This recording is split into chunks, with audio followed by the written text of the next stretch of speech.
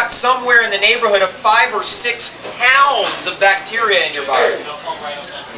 In terms of actual living cells, there's 10 times more of those critters than all the cells in your whole body. Your whole body, every cell in your body combined, most of the cells actually in your body are in your digestive tract, and most of those cells are doing what? They're eating the food you're eating, because they're the bacteria in your digestive tract. Have you ever noticed that when stuff comes in this way, it comes out looking different? Who's noticed that before? Something's going on in there. Do you consider goji berries fruit? I consider goji berries an herb, a superfood, and a fruit. So if you're getting what fruit, you still eat goji berries? Goji berries are too sweet. It depends. If you have cancer, or if you have candida, you got to get off all sweets completely, get off of it all. Now you can do cucumber, that's fine. Tomato is fine. Okra is fine. But when you start getting into like bitter apples even, like tart apples, too much sugar, not good. Cacao's no sugar in it. Yep. So we've been feeding cacao to diabetics, for example, with good results. Actually, it's been improving their recovery rate. Type 2 diabetes is not a disease. It's a mineral deficiency syndrome. So as soon as you get somebody the minerals, suddenly everything just starts working again. And that's the whole point of everything that we're talking about up here. I mean, superfoods give you the minerals naturally. They give you the protein naturally, and they can be done raw and organic. So if we've got superfoods, the super herbs, if we've got a little bit of a cultured something in our diet, and maybe some vegetable juice, like green juice, celery juice. Let's say you don't know. You just walk in here like, the guy said juice, what do I do? Celery juice. That's it. Simple. Just stick with that. And start getting that, and suddenly everything starts going ching, ching, clink, clink, clink, lines up. Celery juice is an antidote. If you ate the wrong thing last night, come in here and have a celery juice, and it will sort you right. It's an antidote. It's a really good word. Okay, let's go. Question. Who has not asked a question yet? Right here.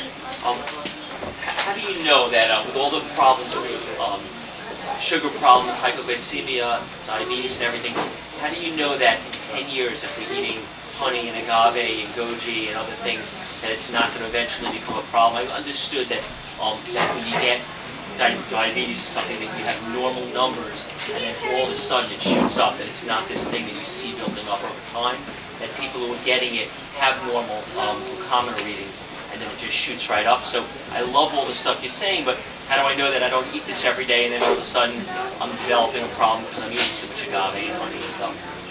I'm going to leave that to your own common sense, your own intuition.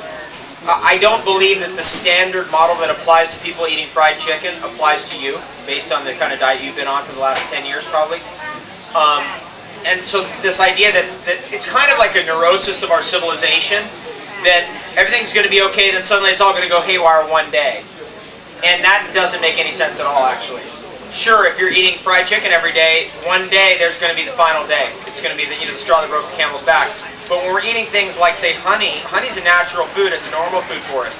If our sugar metabolism is in balance and has been in balance for a while, it's really highly unlikely that that's going to do anything to us but make us feel good. And that's kind of where we need to be more, is in that state of consciousness where it's not getting worse down the road somewhere, it's getting better.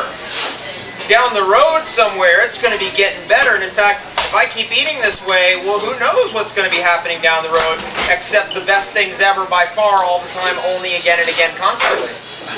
And that's been my experience, is actually looking at it that way does modify the reality in such a way that you start seeing the future as being brighter, and that your health is actually going to improve as you go. And that has happened to me. My health has improved as I've gone down this path. It's in fact, better now than ever before. And when I sit up here and tell you it's impossible for me to get sick, I'm talking impossible at the extreme, where I could stay up for 3 days in a row and not have any crash of my immune system at all.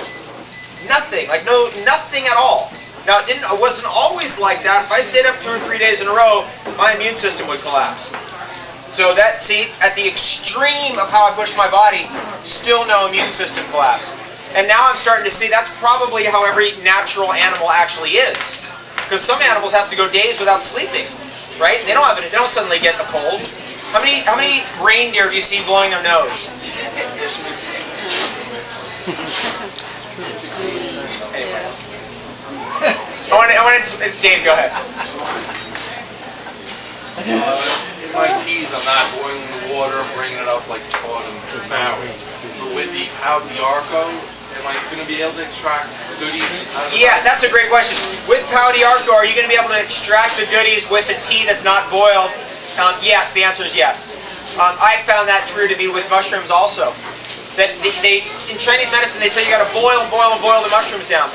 I never do that, and I always get massive effects from the mushrooms that I boil, that I not boil, that I heat on my wood burning stove, and I just heat it very slow. So I put everything in cold. I put all the forest mushrooms in there, all the ones I pulled off the trees like reishi, and I just let it sit in there sometimes for an hour.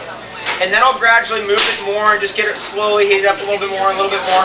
And then I get it, because it's spring water, up to a point where I can't keep my finger in there, then I move it back off. And then that is enough. To use the finger test, kind of? The finger test is a good test. Water's corruption temperature is 170. Once the water goes above 170, then you start getting turbulent problems, like it goes into a cooked state. Right, that's my whole thing. Now here's how they figured that out, by the way, just so you know this fact. They figured out that if you heated water up to 165 and then cooled it back down and you drank it, no problem. So they would look at your blood, no problem. But if you heated water up to 180, then cooled it back down, your body would go into a white blood cell reaction. So it would react to the water as a foreign organism. And so they figured it out and pinned it right to about 170, where that flip point is. Isn't that interesting? That's good knowledge to have. Question over here. What kind of food for someone who wants to take radiation therapy? What kind of food against radiation therapy? High antioxidant foods. The algae are effective. Definitely the seaweeds.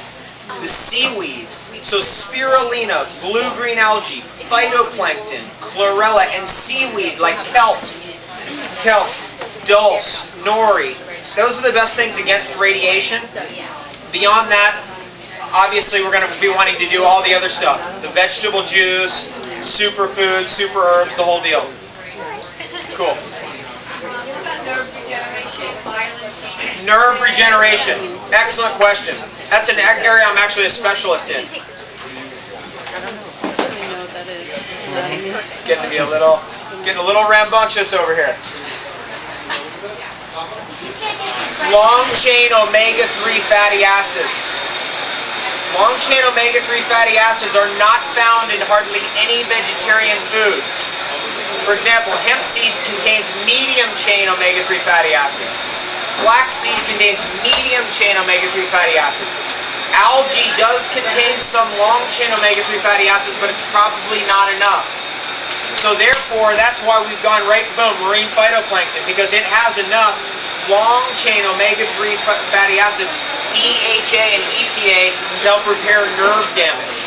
And that puts it, as a plant-based form of DHA and EPA, puts it in a category all its own in the world. There's nothing like it for that very reason alone, let alone all the other factors that are in it.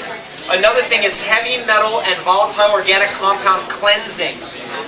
Nothing will strip the sheathing off the nerves faster than mercury. So doing some cleansing of mercury, MSM cleansing, methylsulfonylmethane cleansing, at up to 10,000 milligrams a day. Start small, 2,500 milligrams, work up to 10,000 milligrams a day. Or more. You could do more if you want. 2,500 to 10,000 milligrams of MSM a day. Zeolites, liquid zeolites, pull out mercury, cadmium, lead, arsenic. Zeolites, Z-E-O-L-I-T-E-S. That's a great thing to have in your toolbox, by the way. Infrared saunas, sweating, fasting, vegetable juices. Hey, we can put you in a hot box. I'm sure something's going to happen. Okay. Colonics. See, a big part of cleansing isn't just about getting the good stuff in, it's about getting the bad stuff out. Big part of healing in general. What's the difference between colonics and enema? Which one is better? A colonics like a glorified enema. It's like 10 enemas at once. So colonics better. How often?